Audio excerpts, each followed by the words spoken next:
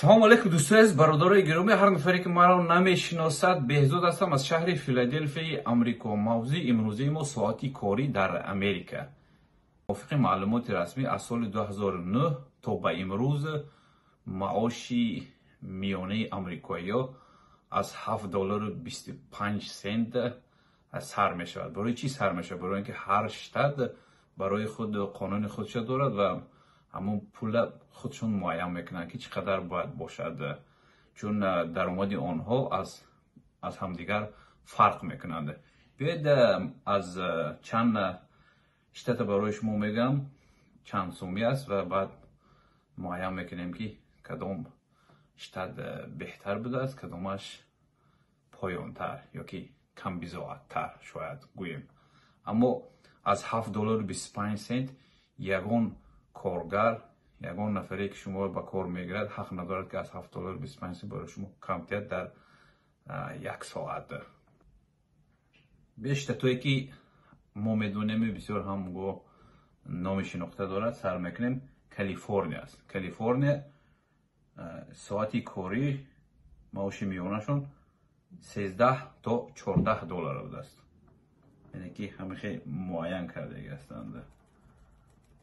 از میرویم نیویورک میبینیم. نیویورک $12.50.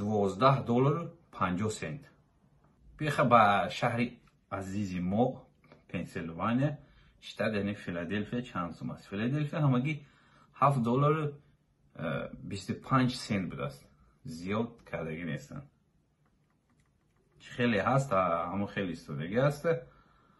از همه زیاد واشنگتن دی سی میگرفته است. واشنگتن دی سی $15.20 است، یعنی که فرق کننده است از تمام دیگر شتات ها. معاش میانه نفرایی که در خود دی سی زندگی میکنن $15.20. اما این معلومات رسمی است. هر کس میتوند که در هر کجای نباشد چقدر تواند از هنرش وابسته است پول کار کند. معاش میانه شون رو میبینیم.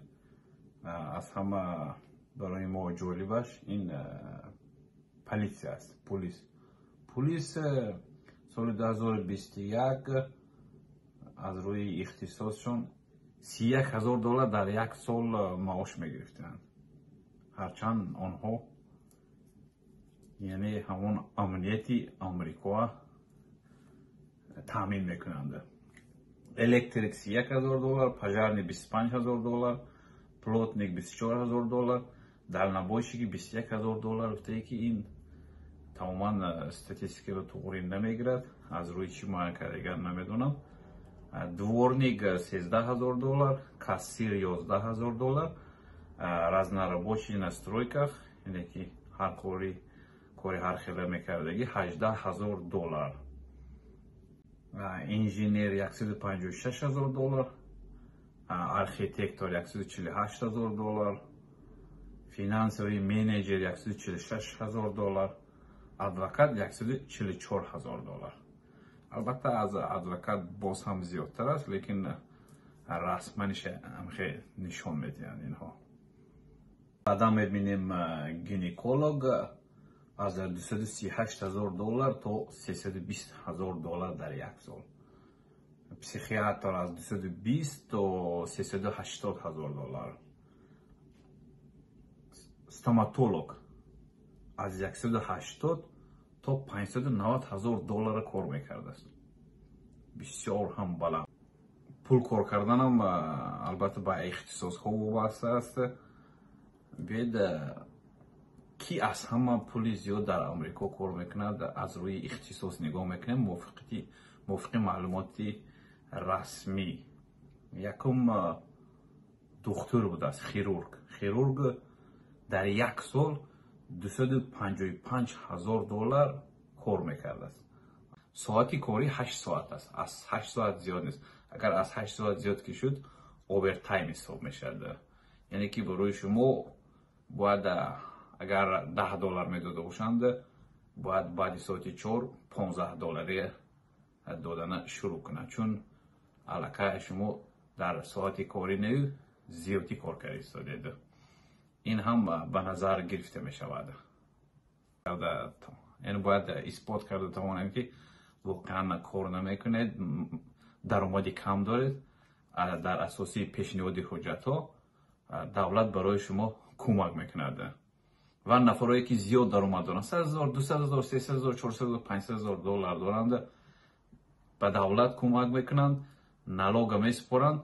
بعدا دولت همین پولهایی که نفرایی که بای پول دادن میگیرند برای کمبغلا کمک میکنند. یعنی کمبغل هم نه، نفرایی که درآمدی کم دارند. گویم به فکرم درست تر میگیرد.